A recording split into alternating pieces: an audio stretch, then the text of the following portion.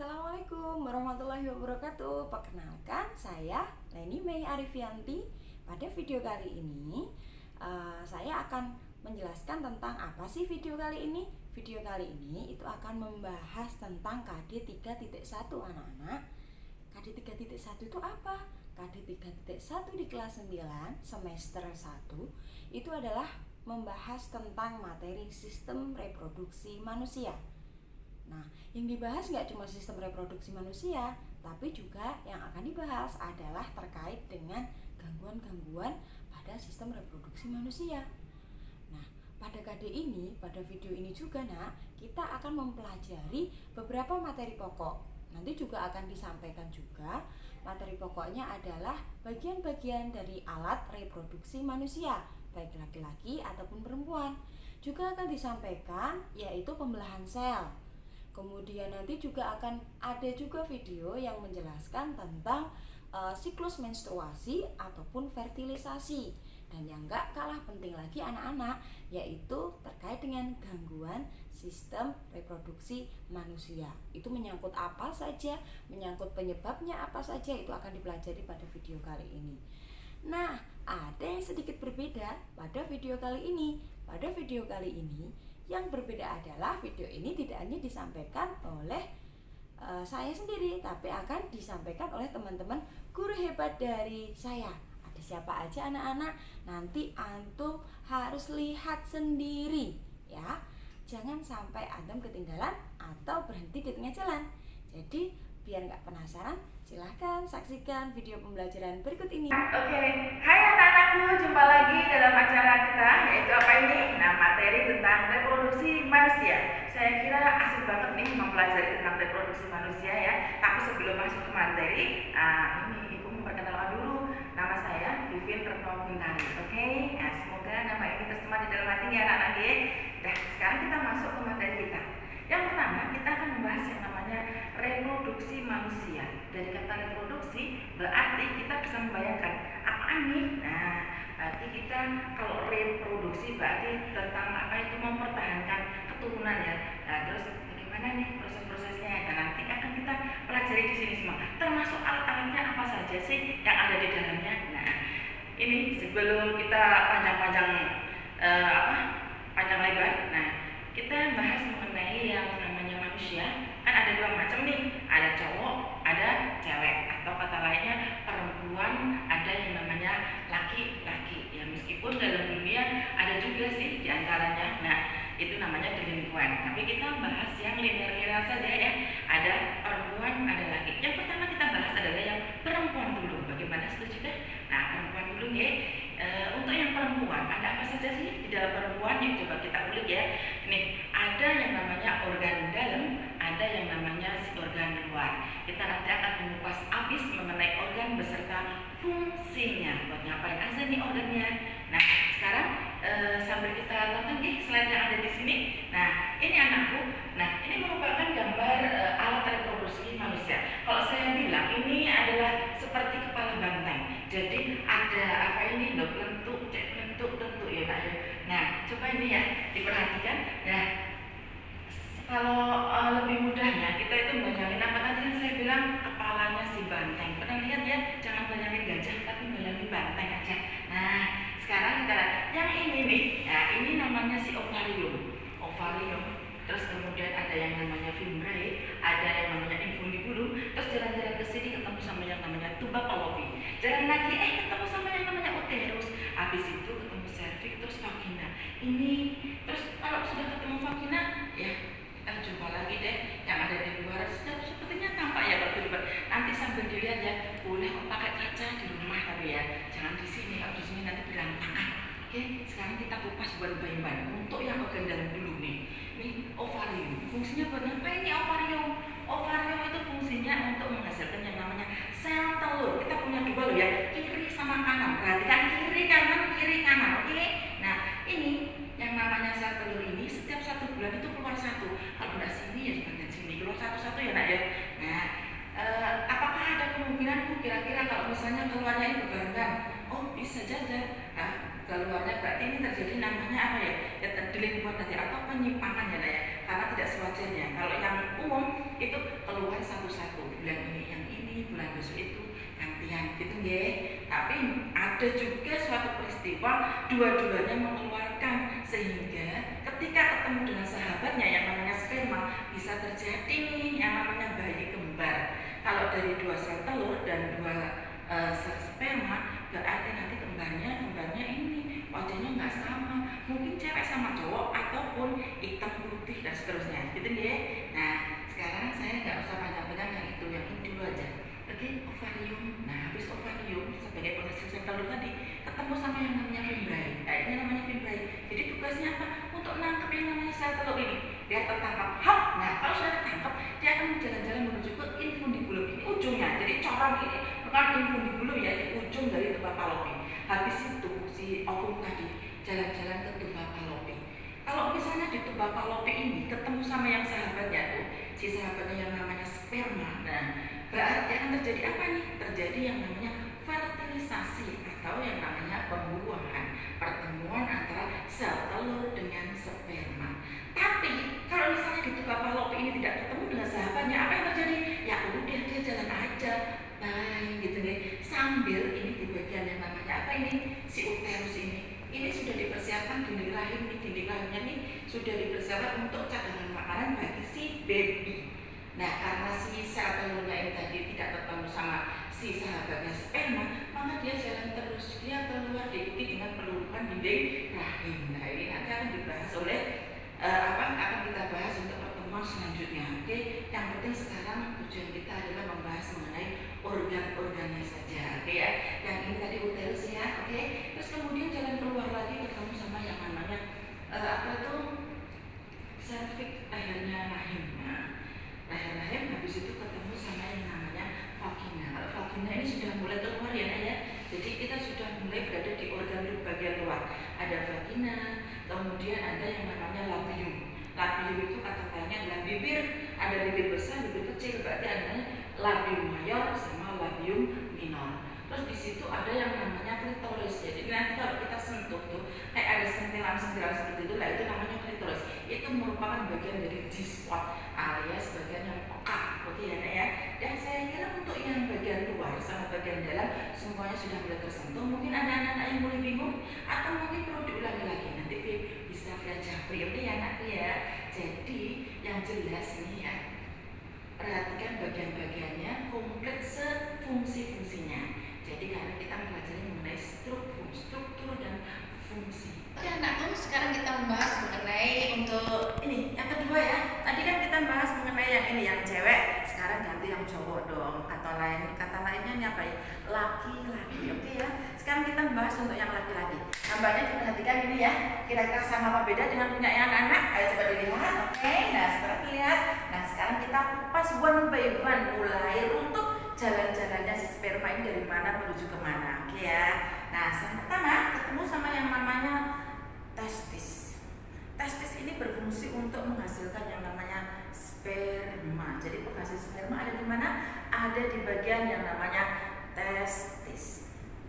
Habis itu si sperma ini akan jalan-jalan menuju ke epididymis. Nah ini epididymis ini bentuknya ya seperti ini ya, hampir nempel dengan yang namanya testis.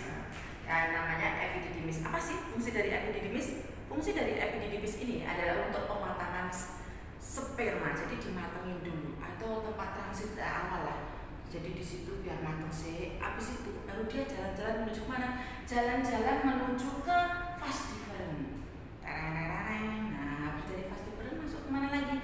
Masuk menuju ke kantong sperma atau vesika seminalis. Di sini diberi yang namanya cairan berupa protein. Fungsinya buat apa? Biar sperma itu tetap eksis, biar dia bisa lari-lari karena dia mau menuju kemana? Mau menuju ke sahabatnya yang namanya si ovum. Nah, berarti dia perlu yang namanya energi yang kuat. Terus habis itu dia jalan-jalan menuju ke ini apa itu kelenjar yang namanya kelenjar prostat.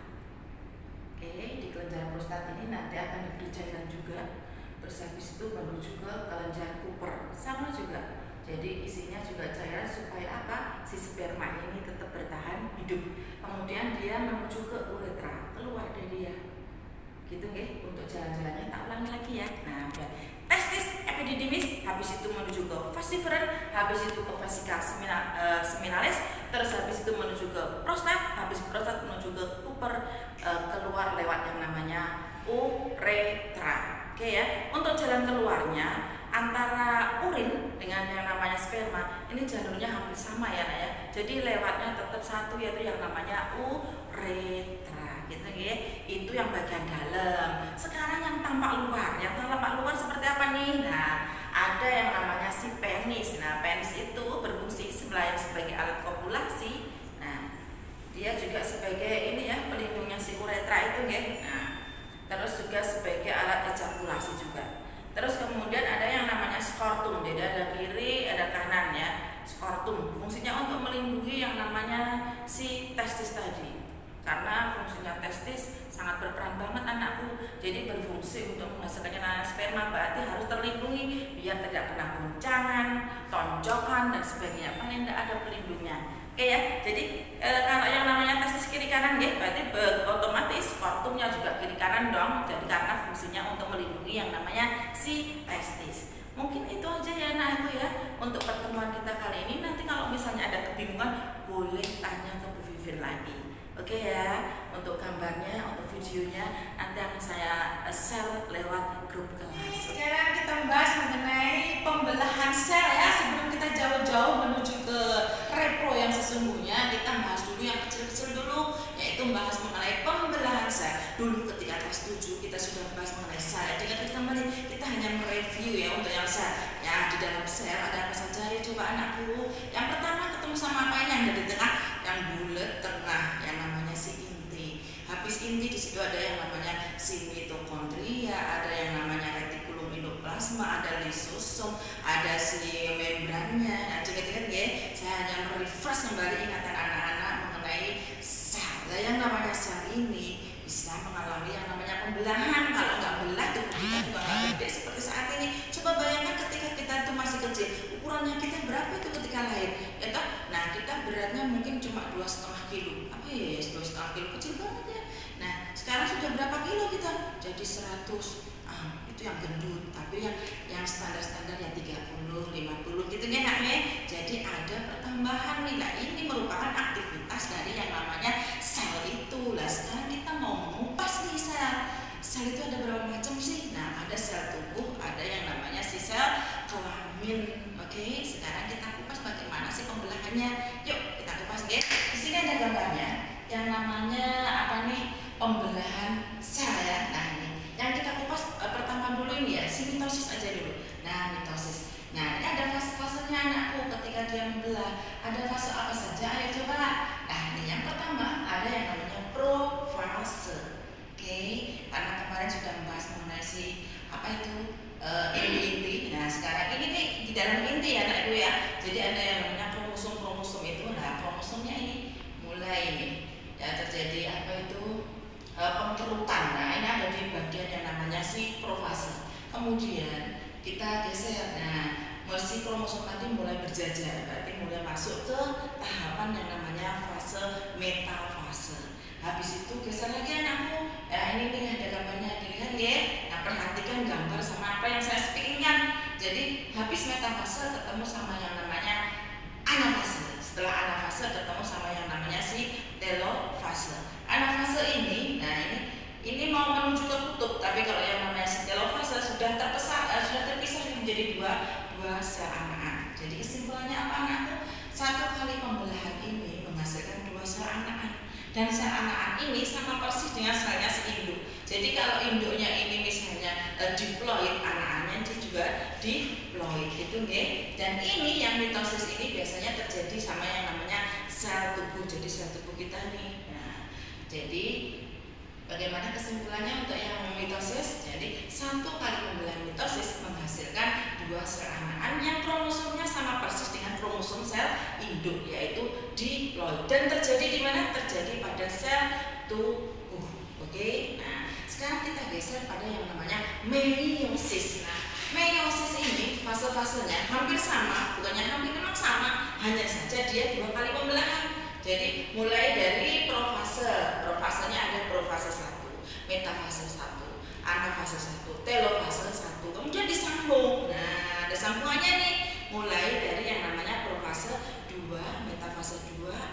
fase 2, kemudian telur fase 2. Untuk ciri-cirinya hampir sama.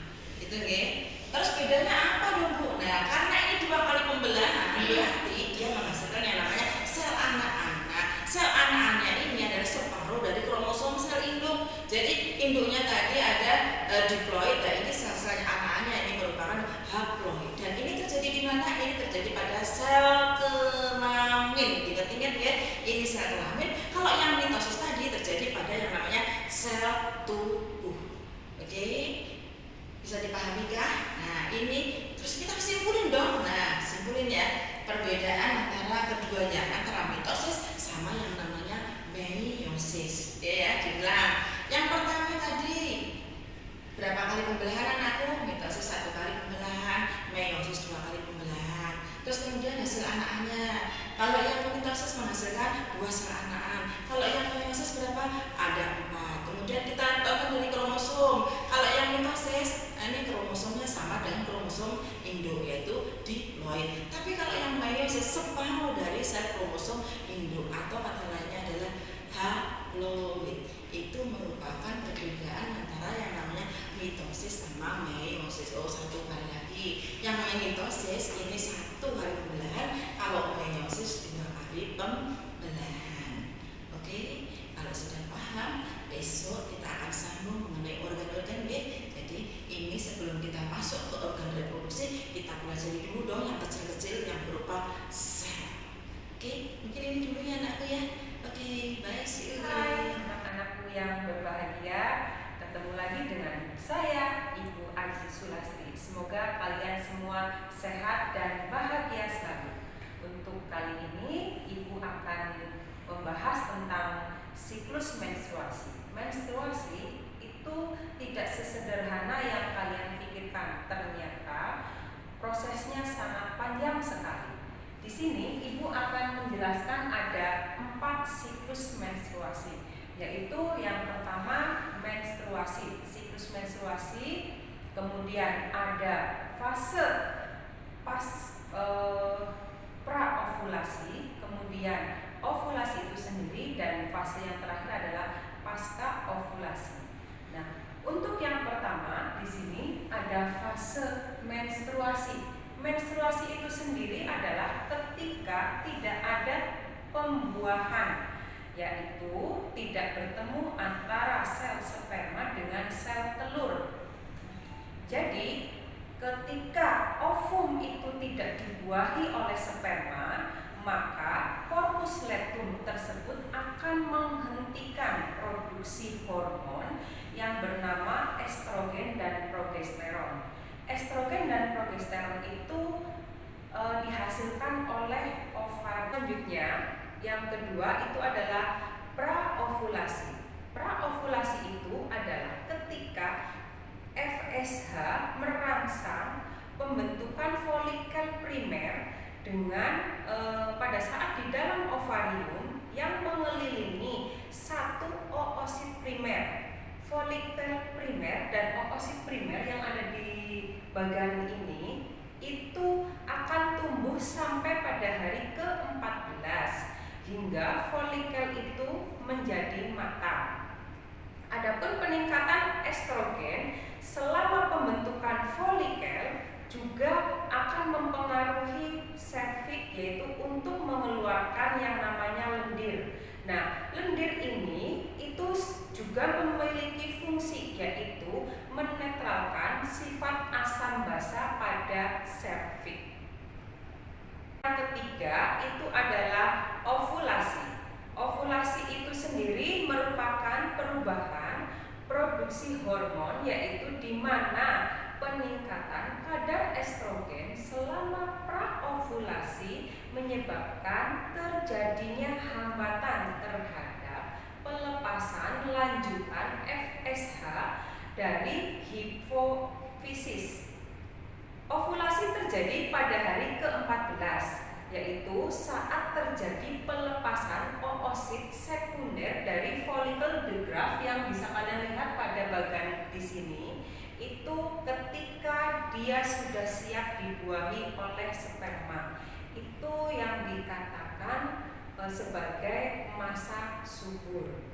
Nah, kemudian pasca yang keempat yaitu pasca ovulasi, yaitu berlangsung dari hari ke-15 sampai hari ke-28. Dan ketika hari ke-26 itu tidak terjadi pembuahan, maka korpus luteum tersebut akan berubah menjadi korpus albicans dan dia tidak akan menghasilkan hormon lagi, maka tidak akan terjadi kehamilan. Sudah paham ya anak-anak? Untuk fase dari siklus menstruasi ini, jadi tidak segampang yang kalian pikirkan, entah itu fase-fasenya ataupun ketika kalian kenapa perutnya suka sakit, karena pada saat akan menstruasi dinding rahimnya itu dia meluruh bersama dengan pembuluh darah. Materi selanjutnya adalah fertilisasi. Kalian tahu apa itu fertilisasi? Fertilisasi disebut juga dengan proses pembuahan. Hasil dari fertilisasi itu yang dinamakan dengan zigot. Di mana tempatnya adalah di oviduk atau yang namanya tuba Fallopi. Kalian tahu bagaimana proses fertilisasi? Bisa kalian lihat pada gambar yang Ibu tampilkan, bahwasannya proses fertilisasi itu dimulai saat di oviduk terjadi pertemuan, yaitu pertemuan apa? Antara ovum dengan sperma. Kemudian setelah bertemu antara ovum dengan sperma, bisa kalian lihat di sini di bagian itu dia akan menghasilkan yang namanya zigot. Adapun urutannya zigot sampai menjadi janin, kemudian berada di dalam sebuah rahim, urutannya itu bisa kalian hafalkan yang saya singkat dengan Moblasgas. Apa itu Moblasgas? Yang pertama, zigot berubah jadi morula. Setelah morula, dia akan berkembang menjadi blastula. Setelah blastula, dia menjadi gastrula ya. Kemudian setelah itu dia akan menuju ke rahim. Setelah menuju ke rahim, dia akan menempel pada dinding rahim atau yang namanya implantasi. Setelah itu berkembang menjadi embrio dan selama 9 bulan akan berada di dalam rahim. Jadi setelah di oviduk bertemu, kemudian dia akan menempel pada dinding rahim dan berkembang di dalam rahim selama 9 bulan. Dan setelah 9 bulan siap untuk dilahirkan. Oke anak-anak, itu saja penjelasan dari Ibu untuk materi siklus menstruasi dan fertilisasi. See you, goodbye. Ketemu lagi pada pembelajaran IPA. Kali ini kita akan membahas tentang penyakit yang menyerang sistem reproduksi manusia. Ya, perkenalkan, saya Sulastri SID. Kita akan belajar IPA bersama-sama mengenai penyakit maupun gangguan yang menyerang sistem reproduksi manusia. Baik, sebelum masuk ke materi, ada baiknya kita ulas tentang diri kita dulu. Baik laki-laki maupun perempuan, mulai saat ini harus selalu menjaga kebersihan badan dan pola hidup. Jadi pola hidup kita harus sehat, kita harus selalu menjaga kebersihan, baik itu kebersihan badan, tangan, pakaian, apapun yang ada di sekitar kita. Lanjut ya, kita masuk ke materi utama. Apa yang menyebabkan penyakit pada sistem reproduksi manusia? Faktor lain yang menyebabkan adalah karena infeksi maupun peradangan. Infeksi ini bisa infeksi dari bakteri maupun virus. Kemudian faktor lain adalah kelainan genetis. Kalau kelainan genetis ini kita tidak bisa mengatasi ya, karena itu berkaitan dengan gen yang diturunkan oleh orang tua kita. Kemudian faktor lain adalah gangguan hormon. Dan yang terakhir adalah karena kanker.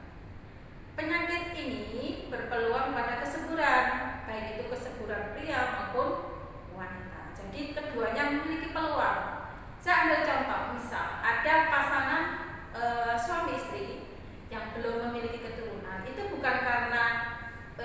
wanitanya yang tidak subur, bukan, belum tentu. Jadi harus melakukan tes dulu apakah terjadi gangguan kesuburan pada laki-laki maupun perempuan. Jadi kita tidak boleh menjustis bahwa wanita ini adalah mandul dan sebagainya.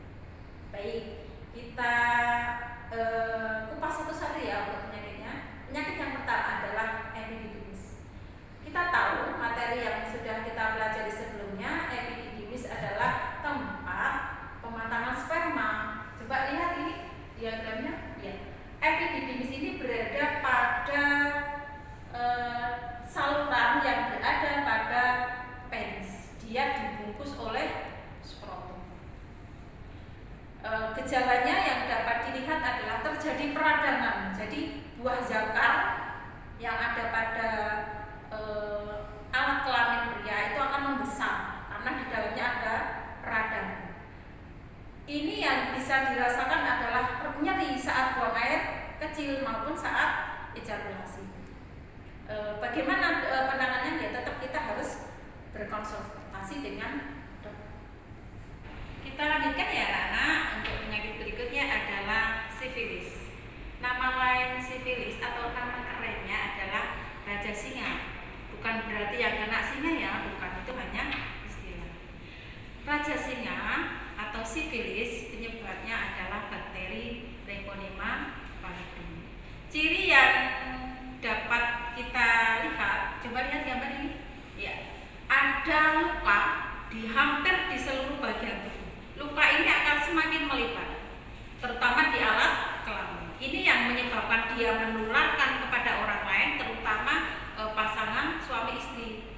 Jadi kalau sudah luka dan masih berhubungan, nah ini akan menyebabkan penyakit juga pada istri. Kemudian penyakit yang berikutnya adalah penyakit keputihan. Penyakit ini biasanya menyerang perempuan. Cirinya atau tanda yang dapat dilihat adalah ada bercak putih pada celana. Itu yang dapat kita lihat secara nyata. Seandainya bercak putih ini berubah warna maupun berubah bau, itu tandanya terjadi terjadi keparahan, tingkat keparahan tinggi, dan itu harus segera ditangani dengan cara apa? Biasanya pap smear. Ini kalau masih berlanjut harus segera ditangani oleh dokter. Untuk penyakit berikutnya yaitu AIDS. Penyakit ini bisa menyerang baik laki-laki maupun perempuan. Penyakit ini disebabkan oleh gangguan virus, yaitu virus HIV. Apa kepanjangannya anak-anak? HIV adalah Human Immunovirus, disingkat dengan HIV. Gejala yang tampak adalah badan akan semakin mengurus, kemudian mudah terserang penyakit. Karena apa? Yang diserang adalah sistem kekebalan. Untuk gejala lanjutannya biasanya dia akan mengeluarkan banyak cairan, akhirnya dia akan semakin kurus dan tidak bisa bernafas dan lama-lama akan meninggal dunia. AIDS ini banyak menyerang karena pola hidup yang tidak sehat, terutama karena gonta-ganti pasangan ya. Jadi harus hati-hati. Baik, kita lanjutkan untuk penyakit berikutnya. Penyakit terakhir ya yang akan saya jelaskan di sini yaitu gonorea. Gonorea ini nama lainnya atau nama kerennya adalah kencing nanah. Penyakit ini disebabkan oleh infeksi bakteri yaitu Neisseria gonorrhoeae. Ciri atau tandanya adalah ada nanah pada alat kelamin pria. Jadi saat buang air kecil maupun saat ejakulasi ini akan terasa sakit. Dan jika itu dia berpasangan dengan istrinya, maka istrinya otomatis akan tertular. Coba lihat ada tanda dan gejala di sini ya. Nah, seperti itu. Iya. Mulai saat ini kalian harus waspada karena penyakit ada di sekitar kita. Masih banyak penyakit lain yang bisa kalian eksplor lewat internet. Boleh kalian eksplor di mana saja dan kalian pelajari sendiri. Semoga kalian tetap semangat untuk belajar. Ya, barangkali sampai di sini penjelasan dari Bu Guru. Bye bye. Apakah kalian sudah lebih paham sekarang setelah melihat video yang tadi antum lihat. Nah, anak-anak, apa sih yang bisa kita simpulkan dari video tadi? Dari video tadi, anak-anakku, dapat ibu tarik kesimpulan bahwasanya penting sekali bahwa setiap anak atau setiap orang itu mengetahui bagaimana dan apa saja bagian-bagian dari sistem reproduksinya atau alat reproduksinya. Nah, terus kalau sudah tahu bagian-bagiannya, sudah tahu fungsinya, terus bagaimana? Nah, dilanjutkan dengan mengetahui bagaimana cara merawatnya yang baik, dengan menjaga kebersihan, dengan tidak gonta-ganti pasangan, dengan menjaga kebersihan pakaian dalam, dan lain sebagainya. Karena dampaknya sangat luar biasa sekali anak-anak. Itu bisa menyebabkan kita, kalau kita tidak menjaga kebersihan, terutama anak-anakku, bisa jadi nanti kita akan terserang gangguan-gangguan sistem reproduksi manusia, seperti yang disebutkan pada video tadi. Nah, oleh karena itu, setelah melihat video ini, mari kita sama-sama menjaga, merawat sistem reproduksi yang ada pada diri kita yang sudah menjadi anugerah yang patut kita syukuri dari Allah Subhanahu wa Ta'ala. Terima kasih. Sekian video dari kami. Semoga ini bermanfaat untuk kalian dan menambah wawasan dan khasanah keilmuan kalian. Terima kasih. Wassalamualaikum warahmatullahi wabarakatuh. See you next time.